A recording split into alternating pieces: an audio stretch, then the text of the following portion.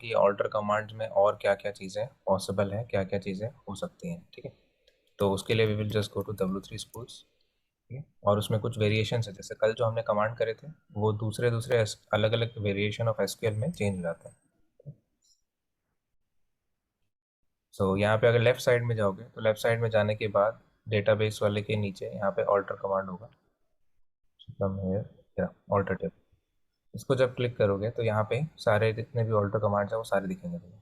ठीक है, सबसे पहला हमने देखा न्यू कॉलम ऐड करने के लिए क्या है command, alter table, table name, add column name and data type. ठीक है, ये सभी में सेम है, मतलब हर जितने भी माई एसक्यूएल हो गया, पोस्टग्रे एसक्यूएल हो गया, एसक्यूएल सर्वर हो गया, सब में सेम। ठीक है, फिर आता है ड्रॉप कॉलम, ये भी सेम है सब में। ठीक है, alter table, table name, drop column, column name. फिर नीचे आता है कॉलम रीनेम करने का। ठीक है, रीनेम करने के लिए जो ये कमांड है ये एसक्यूएल सर्वर में नहीं चलता है लेकिन। ओके, एसक्यूएल सर्वर में ये कमांड नहीं चलता है, अंडरस्टूड। इस एसक्यूएल सर्वर में इसको करने का तरीका थोड़ा अलग हो जाता है, मैं वो दिखाऊंगा कैसे होता है। नीचे आते हैं कॉलम का डेटा टाइप चेंज करना है या मॉडिफाई करना है, तो या कॉलम में कुछ नॉट नल डालना है तो क्या करेंगे। तो उस केस में हमें क्या करना होता है, एसक्यूएल सर्वर में हमने ये किया alter table, table name, alter column, column name और नया डेटा टाइप, है ना। माई एसक्यूएल में ओरेकल और ओरेकल के पुराने वर्जन में हमें ऑल्टर वर्ड की जगह में यहाँ पे मॉडिफाई लिखना पड़ता है बस। ठीक है, फिर ओरेकल पेन जी और उसके आगे वाले कोई भी वर्जन अगर उठाओगे तो उसमें बस ये बीच में जो कॉलम वाला वर्ड है वो हट जाता है। ठीक है, क्लियर, बाकी सब सेम रहता है।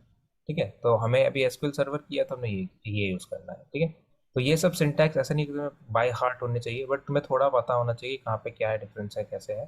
तो अगर तुम्हें लग रहा है कि वहाँ डिफरेंसेस हैं तो तुम्हें बस पता होना चाहिए कि कहाँ पे डॉक्यूमेंटेशन में देख के कैसे उसको यूज़ करना है। ओके, देखो ज़्यादा डिफरेंस नहीं, मैंने कहा था ना कि एकदम सब कुछ 90% जितना सब कुछ सेम रहता है, थोड़ा सा अलग होता है। देखो इसमें सिर्फ डिफरेंस ये है, सिर्फ ऑल्टर की जगह यहाँ पे मॉडिफाई लिखा है और कुछ नहीं है। ठीक है, ओके, क्लियर। ये यस क्या सर। ये क्या ओके, सर, मॉडिफाइड वर्जन है सर? हाँ ये माई एसक्यूएल वगैरह के लिए है। ठीक है, हमें हमने एसक्यूएल सर्वर किए तो हमारे लिए यही है। ठीक है,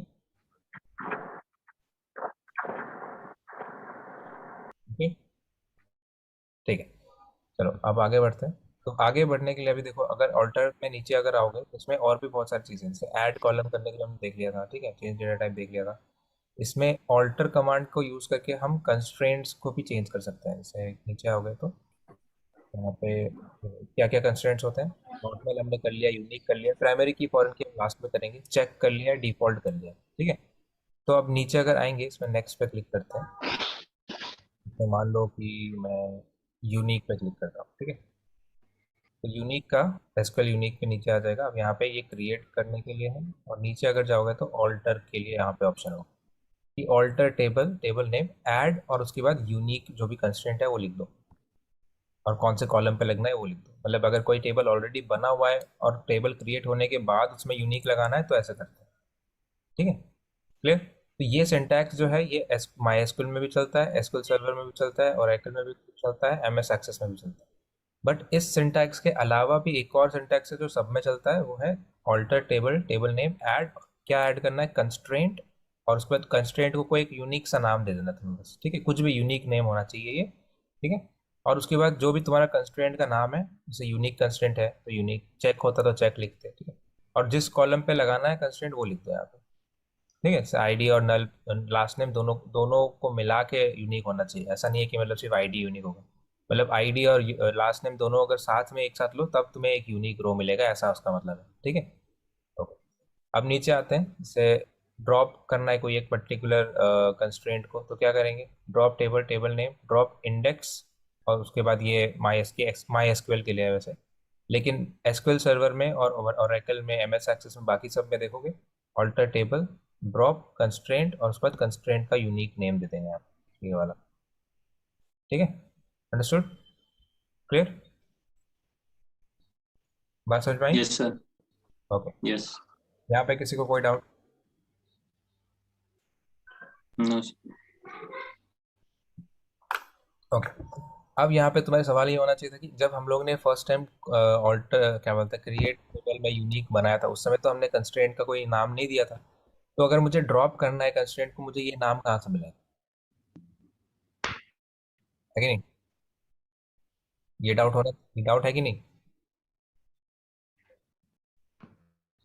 जब हम लोग क्रिएट टेबल करते हैं, क्रिएट टेबल और यूजर्स मान लो, ठीक है, और उसके बाद फिर इसमें मैंने सपोज किया आईडी, फिर मैंने कर दिया इंटीजर, फिर मैंने कर दिया नॉट नल, फिर मैंने कर दिया यूनिक।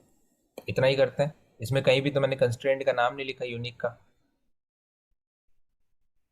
कंस्ट्रेंट को कोई यूनिक नेम तो नहीं दिया ना मैंने यहाँ पे। तो इस टेबल के अंदर जो कंस्ट्रेंट यूनिक बना है इस कॉलम के लिए, उसका कंस्ट्रेंट का कुछ वैल्यू वैल्यू या नाम कहाँ से मिलेगा? क्योंकि ड्रॉप अगर मुझे करना है किसी टेबल से, तो ड्रॉप करने के लिए मुझे क्या करना पड़ेगा? ऑल्टर टेबल यूजर्स, और उसमें मुझे क्या लिखना पड़ेगा? Add, sorry, drop constraint, constraint, और उसके बाद कोई कंस्ट्रेंट का यूनिक नेम चाहिए। अब ये यूनिक नेम तो यहाँ से हमें दिख नहीं रहा, तो कहाँ से मिलेगा? तो उसके लिए तुम्हें क्या करना है, अपने टेबल पे टेबल का स्पेशल इंफॉर्मेशन चेक करना होगा। ठीक है, तो कैसे करते हैं? जो भी टेबल नेम है उस टेबल नेम को सिलेक्ट करो, सिलेक्ट करने के बाद अल्ट F1 दबाना है। ठीक है, तो सब ये टेबल क्रिएटेड नहीं है, तो कोई एक क्रिएटेड टेबल का यूज़ करते हैं। जैसे मान लो हमने एम्प्लॉयज़ 3 यूज़ किया, ठीक है, इसमें हम आ जाते हैं कॉलम्स में। ठीक है, तो इसमें आई थिंक किसी में यूनिक होना चाहिए, लेट्स सी। मैंने ये टेबल का नाम कॉपी किया है यहाँ पे। ठीक है, सो सिर्फ टेबल वाला का नाम लेना है, बाकी सब नहीं चाहिए ये सब। ठीक है, ऐसा अभी इसमें चल जाएगा, जैसे पूरा चीज़ में भी चल जाता है, बट मैं स्कीमा नहीं बताया अभी टॉपिक में, तो ये इसको नहीं इग्नोर करेंगे अभी हम। तो ये टेबल का नाम है। सिर्फ टेबल का नाम सेलेक्ट करना है और अल्ट F1 दबाना है। जब अल्ट F1 दबाओगे तो उसमें टेबल का ऐसा डेफिनेशन सा दिख जाता है। ठीक है, इसमें अगर तुम यहाँ पे जूम करोगे तो यहाँ पे तुम्हें काफ़ी इन्फॉर्मेशन मिल जाता है, आइडेंटिटी है कि नहीं है, यूनिक है कि नहीं है, ये सब चीज़ें। ओके, तो अभी अगर एम्प्लॉयज़ 2 में जाते हैं, एम्प्लॉयज़ 3 हो गया, एम्प्लॉयज़ 2, इसमें आई थिंक यूनिक यूज़ किया था। Let's see. ओके, दूसरी स्क्रीन। तो यहाँ पे एक यूनिक लगाया हुआ है, ये देखो, इंडेक्स नेम दिया हुआ है और उसका नाम भी दिया हुआ है यूनिक का, एक आईडी दिया हुआ है। ये आईडी कंस्ट्रेंट नेम में यहाँ पे दिया हुआ है, देखो सेम, ठीक है। कोई डाउट है इसमें? क्या दिख रहा है? ये कंस्ट्रेंट नेम है, यस और नो? कंस्ट्रेंट नेम दिखा अभी? हाँ, यस यस सर। सर, ये खुद ही जनरेट होता है सर? ये सिस्टम ने अपने आप जनरेट करा है, क्योंकि हमने मेंशन नहीं किया था क्रिएट करते टाइम, है ना? क्लियर? Okay sir. हाँ, तो ये इस तरीके से हम लोग क्या कर सकते हैं, किसी भी कंस्ट्रेंट को ऐड कर सकते हैं या रिमूव कर सकते हैं। रिमूव करने के लिए ड्रॉप कंस्ट्रेंट, और कंस्ट्रेंट का यूनिक नेम, तो यूनिक नेम ऐसे टेबल के अंदर जाके देखोगे तब मिलेगा। ठीक है, और अगर तुम अल्टर से कर रहे हो तो अल्टर में तुम्हें मतलब ऐड करना है सपोज, तो ऐड कंस्ट्रेंट, ठीक है, और उसके बाद कोई भी कंस्ट्रेंट का नाम, जैसे मैंने मुझे करना है आईडी कॉलम पे, तो मैंने इसमें लिख दिया users underscore unique underscore ID. कुछ एक यूनिक नेम हो गया, टेबल का नाम भी आ गया, कॉलम का नाम भी आ गया, और उसके बाद फिर मैं इसमें यूनिक, क्या कंस्ट्रेंट का नाम है, कंस्ट्रेंट मेरा यूनिक है, कौन से कॉलम पे लगना है, आईडी कॉलम पे लगना है। तो इसको लर्न करेंगे तो वैसा वो उस कॉलम पे ऐड कर देगा। ड्रॉप करना होगा तो मुझे ये वाला आईडी को यूज करना पड़ जाएगा फिर। ठीक है, clear? Any doubts? Any doubts यहाँ तक?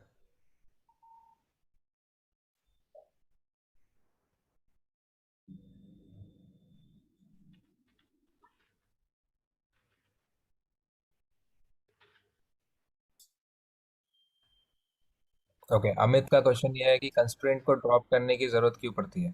देखो, सिंपल सा कॉन्सेप्ट है। कभी कभी क्या होता है, गलती, क्योंकि ह्यूमन ही कोई ना कोई कमांड लिखेगा, अब गलती से किसी ऐसे कॉलम पे हमने यूनिक लगा दिया या नॉट नल लगा दिया, जिसकी वजह से अभी डेटा इंसर्शन नहीं कर पा रहे हैं हम। तो उस समय मुझे कंस्ट्रेंट अगर रिमूव करना है तो कंस्ट्रेंट रिमूव करने की जरूरत ऐसे पड़ेगी मुझे। ठीक है, संजय तुम्हारा कैमरा ऑन है।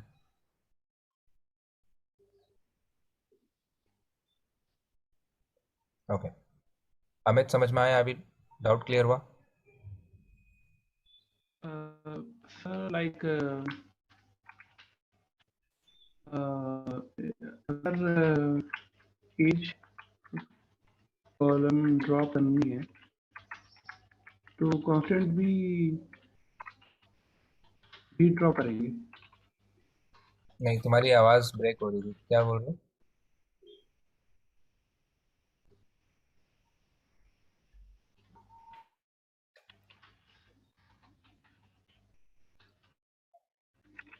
क्या क्या पूछ रहा था?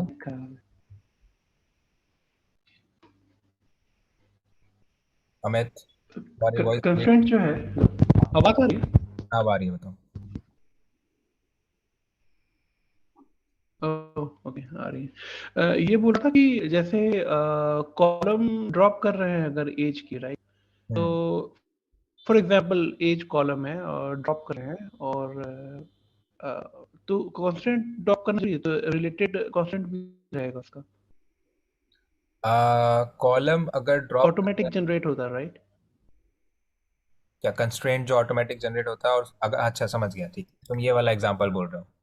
ठीक है, जैसे कि यूज इसमें वोटर्स वाला एग्जांपल था जो, है ना, कि मेरे पास वोटर्स का टेबल है और, हाँ, मतलब हाँ समझ गया, इंटीजर इसमें। ये जनरल है कि लाइक कोई भी टेबल है उसमें एक कॉलम है, उसको ड्रॉप कर रहे हैं तो उसमें कांस्टेंट भी ड्रॉप करना जरूरी है। ये हर बार जरूरी नहीं है, बट कभी कभी सिनेरियो में हो जाता है, जैसे मैं इसमें लगा रहा हूँ, जैसे कॉलम है, मोस्ट केसेस में जरूरत नहीं पड़ता है, ठीक है, जैसे इसमें एज इंटीजर किया और इसमें मैंने चेक कंस्ट्रेंट लगाया, let's say for example. And check में बेसिकली मैं क्या कर रहा हूँ कि आई एम चेकिंग कि एज ग्रेटर देन 18 होना चाहिए, ठीक है। अब मैं इसी में तुमको बता दूंगा कि अभी तुम्हें ड्रॉप करने की जरूरत क्यों पड़ी। ठीक है, मान लो मैंने बनाना था लॉजिक, मैंने बना दिया ये, और मैंने वोटर्स का, इसको वोटर्स 2 कर लेते हैं, ठीक है। एंड इसमें चेक लगा दिया है, इंटीजर, ठीक है। सिंटैक्स में गलती है, वेट, ओके, इसको एक्चुअली तुम, my my was not start automatically. क्या हुआ, तुम्हारी वॉइस फिर से ब्रेक हो रही है। माइक मेरा काम नहीं करता है ऐसे, कभी कभी करता, कभी कभी बंद हो जाता है, बात बोल रहा था। ओके ओके, ठीक है, नो प्रॉब्लम। ओके, तो अभी मैंने ये सपोज एक टेबल बनाया, ठीक है, अब मैं इसमें Alt F1 दबा के चेक करता हूँ। देखो, इसमें देखोगे कि तो कंस्ट्रेंट यहाँ पे बना हुआ है, चेक कंस्ट्रेंट, ये रहा, चेक कंस्ट्रेंट का नाम है, ये रहा, ठीक है। So now if I try to drop this column, ठीक है, इस टेबल कॉलम को ड्रॉप करते हैं, उससे पहले इसका कंस्ट्रेंट का नाम निकाल लेते हैं।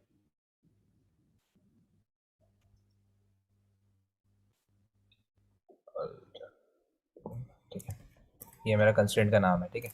अभी अगर मैं सपोज इस कॉलम को ड्रॉप करने की कोशिश करता हूँ तो इसमें ड्रॉप हो जाना चाहिए, ऑल्टर टेबल और वोटर्स 2, ठीक है, एंड यहाँ पे ड्रॉप कॉलम एज, ठीक है, एंड रन, ठीक है। वोटर्स टू, ओके सॉरी, हाँ वोटर्स 2। वोटर्स वो देखो, अब यहाँ पे जिसने बोला कि the object this is dependent on as and alter table drop column failed because one or more objects can access this column, ठीक है। अब ये सेम चीज तुम्हारे दो केसेस में होता है, इसमें एक तो हो गया तुम्हारा कंस्ट्रेंट, कंस्ट्रेंट में भी कुछ लिमिटेड कंस्ट्रेंट, जैसे मैंने कहा कि हर बार नहीं होता, वो कुछ कुछ कंस्ट्रेंट में डिपेंड करता है। जो ये यूनिक कंस्ट्रेंट है हो गया, या फिर तुम्हारा प्राइमरी की हो गया, ठीक है, या फिर तुम्हारा चेक कंस्ट्रेंट हो गया, तो जिसमें बेसिकली वो आईडी जनरेट हो रही है तुम्हारी, ठीक है, वो टेबल में एक अलग एंटिटी की तरह होता है। लेकिन अगर नॉट नल वगैरह यूज करते हो तो उसमें कोई प्रॉब्लम नहीं होती, क्योंकि नॉट नल भी एक टाइप का कंस्ट्रेंट है, लेकिन उसके लिए कोई ऐसा आईडी जनरेट नहीं होता और टेबल में एंट्री नहीं होती अलग से, तो एक अलग नया ऑब्जेक्ट नहीं बन रहा है। तो मैंने कहा था ना कि यहाँ पे लेफ्ट साइड में जितने भी फोल्डर्स हैं, इसमें ये सारे ऑब्जेक्ट्स होंगे तुम्हारे, याद है? है ना, तो यहाँ पे जो भी अगर कोई ऑब्जेक्ट है तो हाँ वो, हाँ, मीन्स मीन्स क्या, चैट पे लिख दो और माइक का प्रॉब्लम है। या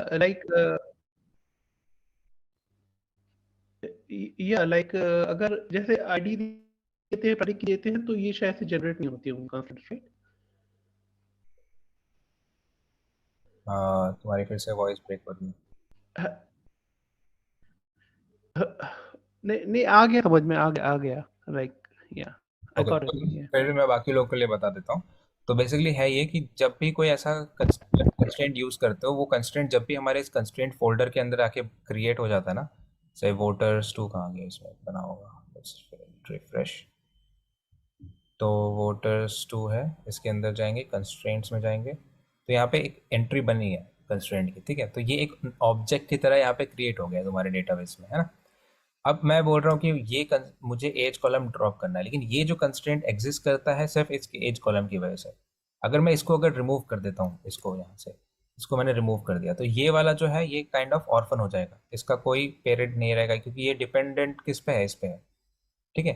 अगर ये रिमूव कर दूंगा तो ये यूजलेस हो जाएगा। तो इस केस में हमेशा क्या करना होता है, अगर इंडिविजुअली सिर्फ कॉलम को रिमूव कर रहे हो और उस पर कोई कंस्ट्रेंट दूसरा डिपेंड करता है, एक ऑब्जेक्ट बना हुआ है यहाँ पे, तो उस केस में तुम्हें क्या करना पड़ेगा, उस कंस्ट्रेंट यानी कि कोई दूसरा ऑब्जेक्ट हो सकता है, इंडेक्स हो सकता है, ट्रिगर हो सकता है, ठीक है, यहाँ जितने फोल्डर्स दिख रहे हैं ना, कीज हो सकते हैं, तो वो जो उसका डिपेंडेंट एलिमेंट होगा पहले उसको रिमूव करना पड़ेगा, फिर तुम कॉलम रिमूव करोगे, तो उस केस में तुम्हें ड्रॉप करने की जरूरत पड़ेगी इस केस में, ठीक है।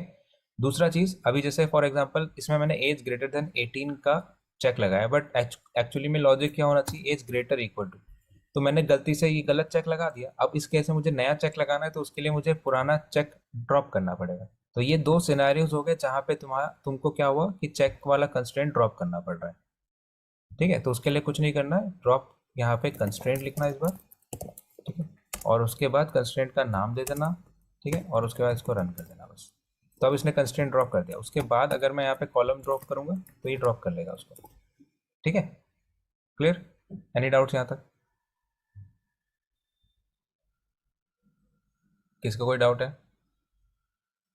रामाशीष, नहीं Sanjay, sir, no sir. No sir. श्रुति,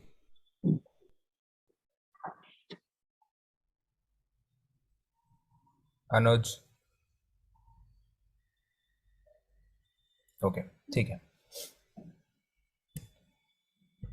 चलो, तो ये था तुम्हारा कंस्ट्रेंट, ठीक है। अब वैसे ही क्रिएट करते समय भी एक छोटा सा डिफरेंट सिंटैक्स है। जैसे यूनिक का हमने कौन सा वाला सिंटैक्स किया था, ये वाला, इसमें नॉट नल लिखा और यूनिक लिखा। ये कंस्ट्रेंट सबके लिए सेम है, मतलब एसक्यूएल सर्वर, ओरेकल सब में सेम है। सिर्फ माई एसक्यूएल ही ऐसा चीज़ है, इसमें बहुत सारी चीज़ें अलग अलग हो जाती है, ठीक है। अब माई एसक्यूएल में देखो यूनिक कैसे बनाता है, ऐसे बनाता है, ये नॉर्डनल लिखा, और लास्ट में जहाँ पे सब सब कॉलम डिफाइन होने के बाद में यहाँ पे कॉमा डाल के अलग से यूनिक और उसका कॉलम का नाम लिखो। ये माई एसक्यूएल का सिंटैक्स है। एक ऐसा सिंटैक्स है जो हर हर डेटाबेस में काम करता है, जो कॉमन होता है, वो क्या है, सारे टेबल में कॉलम्स का नाम लिखो और लास्ट में लिखो कंस्ट्रेंट, एक यूनिक नेम दो, यूनिक लिखो और उसके बाद कॉलम्स को डिफाइन करो, ठीक है। अब ये कंस्ट्रेंट इंपॉर्टेंट इसलिए, सर एक चीज पूछना था, हाँ, एसक्यूएल सर्वर और माई एसक्यूएल में मेजर डिफरेंस क्या होता है वर्किंग पर्पज वर्क से? वर्किंग पर्पस से देखो, दो अलग अलग प्रोवाइडर्स ने क्रिएट करके दिया है, तो माई एसक्यूएल एक अलग ही सॉफ्टवेयर है और एसक्यूएल सर्वर एक अलग ही सॉफ्टवेयर है, यही मेन डिफरेंस है। अब क्योंकि अलग अलग सॉफ्टवेयर है, तो उसके अंदर जो एसक्यूएल का कोड लिखा जाता है वो थोड़ा सा वेरी करता है, थोड़ा थोड़ा, ठीक है। और वो जो वेरी करता है वो हर जगह नहीं करता है, जैसे ऑल्टर कमांड में थोड़ा वेरी कर गया, कंस्ट्रेंट में थोड़ा वेरी कर जाता है, बाकी जगहों में सेम रहता है, और वही वेरिएशंस मैं अभी दिखा रहा हूँ। इसीलिए ये W3 स्कूल्स का जो डॉक्यूमेंटेशन है काफ़ी अच्छा है, जहाँ डिफरेंसेस होता है दिखा देगा, जहाँ नहीं है वहाँ नहीं दिखाएगा, ठीक है। ओके। ओके, तो यहाँ पे ये वाला जो कंस्ट्रेंट है, इसमें तुम वो नेम ऐड कर। अब ये कंस्ट्रेंट ज़रूरी नहीं है कि मतलब सिर्फ जब माई एसक्यूएल करोगे, एसक्यूएल सर्वर करोगे या ओरेकल करोगे तभी यूज़ करना है। ये कंस्ट्रेंट में एक स्पेशल बात ये है कि अगर तुम्हें किसी ऐसे कॉलम, मतलब मल्टीपल, एक से ज़्यादा कॉलम पे अगर मिला के कोई कंस्ट्रेंट लगाना है, यूनिक कंस्ट्रेंट, चेक कंस्ट्रेंट, ऐसा कुछ, एक से ज़्यादा कॉलम्स, उस केस में तुम्हें ये वाला कंस्ट्रेंट ही यूज़ कर, ये वाला सिंटैक्स यूज़ करना पड़ेगा, क्योंकि इसमें तुम क्या कर रहे हो, कंस्ट्रेंट अलग से डिफाइन कर रहे हो। जब हमारे पास क्या था कि एक ही कॉलम पे यूनिक लगाना है, तो उसी कॉलम के सामने सामने यूनिक लिख दिया, क्लियर हो गया, है ना। मान लो मुझे दो कॉलम पे लगाना है, तब मैं किस कॉलम के सामने लिखूंगा यूनिक, है ना। तो उस केस में क्या है कि सारे कॉलम्स को डिफाइन करो और उसके बाद फिर यहाँ पे कंस्ट्रेंट लिखो, कंस्ट्रेंट का नाम दो, यूनिक लिखो, और उसके बाद जो भी दो कॉलम्स है उनको यहाँ पे मेंशन कर दो, ठीक है। Clear? Any doubts? Yes sir, clear. Okay, ठीक है। अब ये सेम चीज़ तुम लोग चेक के लिए भी कर सकते हो, ठीक है। अगर मैं चेक कंस्ट्रेंट को यहाँ पे ओपन करता हूँ, लेट्स सी, चेक ये रहा, तो चेक में भी सेम कॉन्सेप्ट, अगर मल्टीपल कॉलम्स पे कंस्ट्रेंट लगाना है क्रिएट करते समय, तो ये वाला सिंटेक्स यूज़ करना। अब ये सिंटेक्स जो है कॉमन है, चाहे कोई भी कंस्ट्रेंट उठा लो, प्राइमरी की, फॉरेन की, यूनिक, चेक, सब में ये कॉमन है, ठीक है। प्राइमरी की फॉरेन की हम लोग बाद में करेंगे, अभी नहीं, क्योंकि हमने जॉइंट्स नहीं पढ़े अभी, ठीक है। तो इसमें भी क्या है, सेम मल्टीपल कॉलम्स है, कुछ भी है तो कंस्ट्रेंट लिखा, कंस्ट्रेंट का नाम दिया, उसके बाद कौन सा कंस्ट्रेंट है, चेक कंस्ट्रेंट, उसके बाद फिर जो भी तुम्हारा लॉजिक है वो वहाँ पे लिख दिया, ठीक है। तो ये हर जगह काम करता है माई एसक्यूएल एसक्यूएल सर्वर। तो अगर ये तुमको याद है तो कभी कंफ्यूज होने की जरूरत नहीं कि कौन सा सिंटैक्स है, कौन सा डेटाबेस में यूज होगा नहीं होगा, तो ये कॉमन कॉन्टेक्ट सिंटैक्स है, ठीक है। Clear? Any doubts? Okay. Okay sir. Then अभी मैंने आइडेंटिटी कॉलम बताया था, आइडेंटिटी कॉलम के लिए जैसे मैंने कहा कि उसका नाम थोड़ा बदल जाता है अलग अलग सर्वर के हिसाब से, डेटाबेस के हिसाब से, राइट। तो ऑटो इंक्रीमेंट इसका नाम है, एसक्यूएल ऑटो इंक्रीमेंट। इसको जब ओपन करोगे तो यहाँ पे देखो माई एसक्यूएल में ऐसा लिखा हुआ है, जैसे हम लोग एसक्यूएल सर्वर में क्या करते थे, आइडेंटिटी लिखते थे, इसमें इन्होंने ऑटो इंक्रीमेंट लिखा है, ऑटो अंडरस्कोर इंक्रीमेंट, है ना। अब यही सेम चीज़ मैं क्या कर सकता हूँ, ऑल्टर टेबल करके भी यूज़ कर सकता हूँ, ठीक है। और उसके बाद इंसर्ट जब करेंगे तो अपने, लेकिन एसक्यूएल सर्वर में यही सेम चीज़ क्या बन जाती है, आइडेंटिटी बन जाती है, ठीक है। ये नाम बदल जाता है बस, इसमें ऑटो इंक्रीमेंट, इसमें आइडेंटिटी। वैसे फिर ओरेकल में आओगे तो ओरेकल में थोड़ा सा और बदल जाता है, से ये सॉरी, ये माइक्रोसॉफ्ट एक्सेस के लिए, जिसमें ऑटो अंडरस्कोर इंक्रीमेंट नहीं है, इसमें पूरा रनिंग वर्ड है ऑटो इंक्रीमेंट, ठीक है। तो यहाँ पे एक डिफरेंस आ गया। फिर ओरेकल में देखो, ओरेकल में क्या होता है, इसका नाम हो जाता है सीक्वेंस। तो उसमें क्या होता है कि पहले हमें क्या करना पड़ता है, क्रिएट सीक्वेंस करके एक अलग से सीक्वेंस का नाम डिफाइन करो, जिसमें पूरा सब कुछ मेंशन करो, स्टार्ट किससे होना है, एंड किससे होना है, मिनिमम वैल्यू कितनी होनी है, कैश में कितना डेटा स्टोर करना है, ये सब कुछ मेंशन करने के बाद क्रिएट सीक्वेंस करोगे, जो भी सीक्वेंस का नाम है ये फिर यहाँ पे यूज करेंगे, इंसर्ट इनटू, ये नहीं sorry, wait a minute, create sequence करने के बाद उस सीक्वेंस को हमें यूज करना पड़ता है जगह जाके। हाँ सॉरी, ये देखो, यहाँ पे जब इंसर्ट कर रहे हो, इंसर्ट करते समय तुम आईडी को तुम्हें इंसर्ट करना पड़ेगा, बट उस समय तुम आईडी की कोई स्टैटिक वैल्यू नहीं दोगे, तुम इसी सीक्वेंस को यूज करोगे। तो sequence dot next inter next value करोगे, नेक्स्ट वैल, तो अपने आप वो नेक्स्ट वैल्यू जो भी है वो डेटाबेस से ले लेगा। तो ओरेकल में चीज़ें थोड़ा और ज़्यादा कॉम्प्लेक्स हो जाती है, ठीक है। सबसे बेस्ट रहता है एसक्यूएल सर्वर, क्योंकि ये एकदम बहुत ही प्लेन एंड सिंपल माइक्रोसॉफ्ट ने क्रिएट किया है, एकदम बेसिक सिंटैक्स होता है, क्लियर होता है। जैसे माई एसक्यूएल में अगर जाओगे तो माई एसक्यूएल में यहाँ पे हम लोग ये डिफाइन नहीं कर सकते कि स्टार्ट किससे होना है, एंड किससे होना है, मतलब इंक्रीमेंट कितने से होना है, ये इसमें डिफाइन नहीं होता। उसके लिए अलग से अल्टर कमांड लिखो फिर करो, है ना। तो ये थोड़ा कॉम्प्लेक्स हो जाता है। एम एस एक्सेस में भी थोड़ा कॉम्प्लेक्स हो जाता है, ठीक है। फिर उसके बाद नीचे ओरेकल तो और अलग ही कॉम्प्लेक्स हो ही गया। इसमें एसक्यूएल सर्वर काफ़ी सिंपल है कि कुछ अगर डिफाइन भी करना है, चेंज भी करना है, तो यहीं पे क्रिएट के टाइम पे यहाँ पे तुम मेंशन कर सकते हो कॉमा लगा के, ठीक है। क्लियर? एनी डाउट्स यहाँ तक? No sir. ठीक है, ठीक है। तो अभी आगे बढ़ते हैं। तो आगे बढ़ने के लिए एक असाइनमेंट है तुम्हारे लिए, ठीक है। तो वो असाइनमेंट तुम लोगों को कंप्लीट करना है। तो असाइनमेंट कहाँ से मिलेगा, तुम ओपन करना docs.consoleplayer.com, ठीक है। इसको ओपन करना, ओपन करने के बाद तुम्हें एक डॉक्यूमेंटेशन मिलेगा। इस डॉक्यूमेंटेशन में नीचे स्क्रॉल करना, लेफ्ट साइड में मेन्यू में, और यहाँ पे मिलेगा exercises, exercise 1, TSQL exercises, exercise 1। इसको ओपन करना। यहाँ पे टोटल 11 क्वेश्चंस हैं। इसमें पहला क्वेश्चन है क्रिएट करना है एक डेटाबेस में, क्रिएट से लेके इंसर्ट से लेके डिलीट अपडेट यहाँ तक सारा इसमें मतलब टॉपिक्स कवर्ड है, ठीक है। तो क्रिएट डेटाबेस नेम्ड IMDb, ठीक है, डेटाबेस बनाओ। और उसके बाद फिर इन्होंने बोला कि डाउनलोड करो इस SQL फाइल को, ये लिंक दी हुई है, ठीक है। इसको ओपन करोगे ऐसे तो एक नया टैब खुलेगा, उसमें ये तुम्हारा SQL का फाइल होगा एक, ठीक है। ये SQL फाइल को तुम नोटपैड वगैरह में कहीं पे भी ओपन कर सकते हो, या फिर तुम उस फाइल को डाउनलोड करने का डायरेक्टली यहाँ पे भी ओपन कर सकते हो। फाइल में जाके, ओपन में जाके फाइल, और उसमें जो फाइल होगा सेलेक्ट कर लेना, ठीक है। या फिर कंट्रोल O दबा के भी ओपन कर सकते हैं ऐसे, ठीक है। कंट्रोल O दबाओगे ऐसे डायलॉग बॉक्स खुलेगा जिसमें तुम सेलेक्ट कर सकते हो अपने SQL फाइल को, ठीक है। Clear? Okay. Yes sir. Okay, जब एक बार ओपन हो जाए तो जो भी उसका SQL का कोड होगा उसको यहाँ से बस तुम्हें पूरा एग्जीक्यूट करना है। तो अपने आप सारे टेबल बना देगा, वैल्यूज इंसर्ट कर देगा। इसमें कोड लिखा हुआ है, देखो एक्चुअली कुछ है नहीं इसमें, बस क्रिएट टेबल और इंसर्ट स्टेटमेंट्स लिखे हुए हैं। तो इसे 3 टेबल बनेंगे, काफ़ी सारे डेटा इंसर्ट हो जाता है इससे, ठीक है। तो इसको यूज़ करके तुम्हारे कुछ टेबल्स बन जाएंगे, ठीक है। तो मैं अभी तुम्हें फर्स्ट 2 क्वेश्चन तो मैं करके दिखा देता हूँ कि तुम्हें पहले क्या करना है, IMDb बनाना है। इसको यहाँ पे इस डेटाबेस में आया, इसको क्लियर करो सब कुछ, क्रिएट डेटाबेस IMDb, ठीक है। MDB मेरे में ऑलरेडी एग्जिस्ट करता है, IMDb2 कर लेता है। ओके, एंड देन फिर यहाँ पे क्या करना है, इसमें मुझे इसमें जो कोड लिखा हुआ है इसको रन करना है। ठीक है, तो यहाँ पे पेस्ट किया और सिंपल एग्जीक्यूट कर दिया। ठीक है, तो देखो सारा काम कंप्लीट होने के बाद कंप्लीटेड का आ जाएगा ऑप्शन, तो ये कोड कंप्लीट हो चुका है।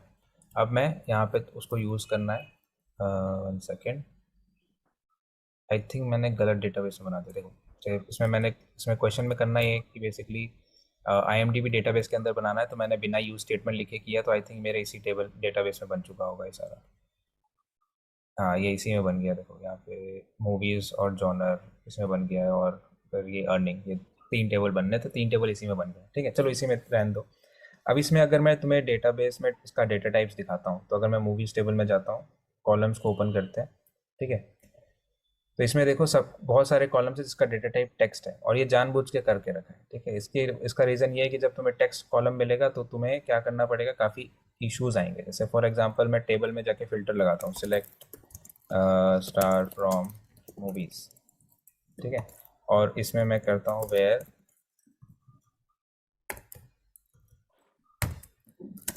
Movie underscore ID equal to कोई एक वैल्यू दे देते हैं, मान लो लिखा ये ऐसा। ठीक है, अब मैं रन कर रहा हूँ तो इसमें बोलेगा operand type clash with text incompatible with small int. ठीक है, इसको अगर मैं स्ट्रिंग में भी कर देता हूँ तो भी ये एरर देगा।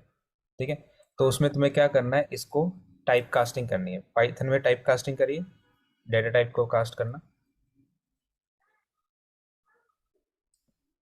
चेंज करना है ना सर, हाँ इसका मॉडिफाई। हाँ ठीक है। ऑल्टर कमांड से नहीं करना है, इस बार तुम्हारे सिलेक्ट स्टेटमेंट में ही तुम्हारा वो चेंज होना चाहिए, टाइप कास्टिंग करनी है। तो इसमें कास्टिंग कैसे करता है, जो भी कॉलम का टाइप चेंज करना है, तुम्हें क्या करो, एक फंक्शन है कास्ट फंक्शन, और कास्ट फंक्शन में कॉलम को पास कर दो।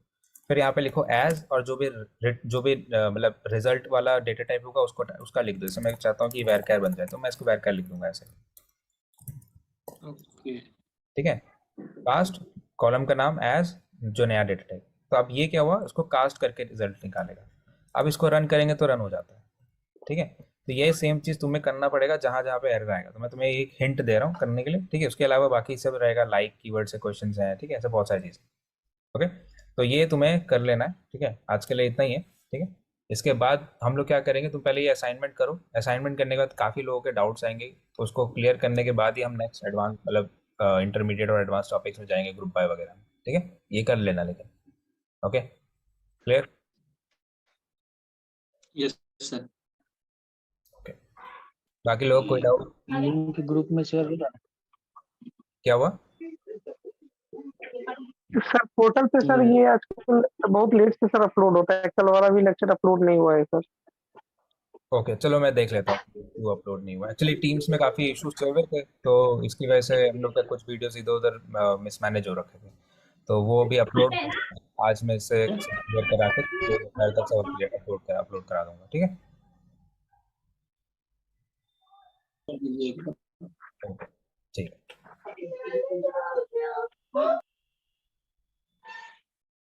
बाकी लोग कोई डाउट है?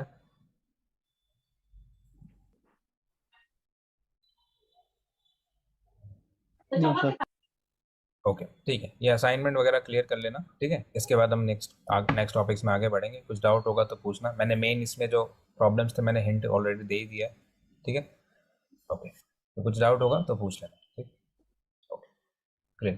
ठीक है सर, ये शेयर कर देंगे क्या ये लिंक? लिंक सिंपल है, docs.consoleflare.com पे जाना है तुम्हें बस। देखो मैं दिखाता हूँ,